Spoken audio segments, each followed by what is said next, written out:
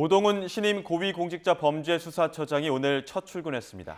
수장 공백 사태가 넉 달 만에 해소된 상황에서 최상병 사망 사건 외압 의혹 등 수사에 속도를 낼 수 있을지 주목되는데요. 취재 기자 연결합니다. 김태원 기자. 네, 고위공직자범죄수사처입니다. 네, 오동훈 공수처장 출근길 첫 일성은 뭐였습니까? 네, 어제부로 임기를 시작한 오동훈 신임 공수처장 출근길 도어 스태핑으로 공식 일정을 시작했습니다. 오늘 아침 8시 50분쯤 공수처 청사 앞에 모습을 드러냈는데요. 국민을 마음으로 섬기고 또 성과로 보답하는 공수처가 될 수 있도록 3년의 임기 동안 열심히 하겠다면서 취임 일성을 밝혔습니다. 아직은 업무 보고를 못했다면서도 대통령까지 성역 없이 수사할 수 있겠냐는 물음엔 공수처가 출범한 배경에 부합하게 성실하게 수사하겠다고 설명했습니다. 직접 들어보시죠. 빨리 보고를 받고 또 업무에 차질이 없도록 우리는 공수처에 여러 가지 조직이 생겨난 그 맥락이 있지 않습니까? 거기에 부합하게 성실하게 수사를 해 나갈 생각입니다. 오 처장은 오늘 오후 동작구 국립서울현충원을 찾아 참배한 뒤 다시 공수처 청사로 돌아와 취임식을 갖습니다.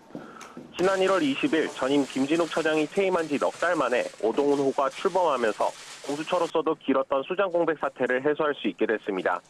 하지만 2기 공수처 앞에 놓인 과제 녹록지 않습니다. 과거 1기 지휘부였던 김 전 처장과 영국 전 차장이 모두 판사 출신이라는 점을 공수처 수사력 부족의 원인으로 꼽는 의견이 적지 않았는데요. 마찬가지로 판사 출신의 오 차장이 수사력 논란을 제대로 떨쳐낼 수 있을지 지켜볼 필요가 있겠습니다. 그런 만큼 차장과 함께 전반적인 수사를 지휘할 신임 차장으로 어떤 인물을 제청하게 될지도 관심인데요.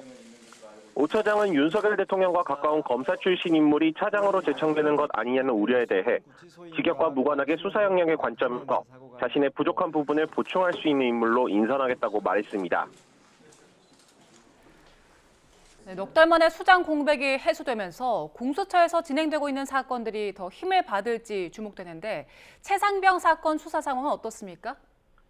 네, 공수처는 어제 오전 김계환 해병대 사령관을 피의자 신분으로 재소환한 데 이어 오후엔 박정훈 전 해병대 수사단장을 참고인 신분으로 불렀습니다. 김 사령관은 14시간, 박 전 단장은 9시간가량을 각각 조사받았는데요. 공수처가 같은 날 두 사람을 동시에 부르면서 이른바 VIP 경로서를 두고 엇갈리는 주장에 대한 대질 조사를 염두에 뒀다는 관측이 나왔습니다. 수사팀에서 실제 대질을 시도했지만 김 사령관의 거부로 불발된 것으로 파악됐습니다. 공수처는 김 사령관 측이 해병대가 회복할 수 없는 상태에서 자신과 박 전 단장이 대면해서 CCTV를 가리는 건 해병대에 더 큰 상처를 줘 임무 수행에 지장을 초래할 우려가 있다면서 조사를 거부했다고 밝혔습니다. 오늘 혹시 대질 신문 거부하신 이유가 뭔가요? 오히려 대질을 하는 게 해병대에 이롭다고 생각은 안 하셨습니까? 박 전 단장은 지난해 사건을 보고하고 경찰로 넘기는 과정에서 VIP가 격려했다는 등의 말을 김 사령관에게서 들었다고 주장합니다.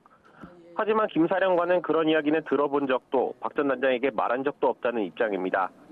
공수처로서도 VIP 경로설은 실제로 외압이 있었는지 윗선은 어디까지인지를 규명할 수사의 부병으로 보고 있습니다. 하지만 이번 대질 조사가 무산되면서 이 전 장관 등 윗선으로 수사를 확대하기는 당분간 쉽지 않을 것이라는 전망이 나옵니다.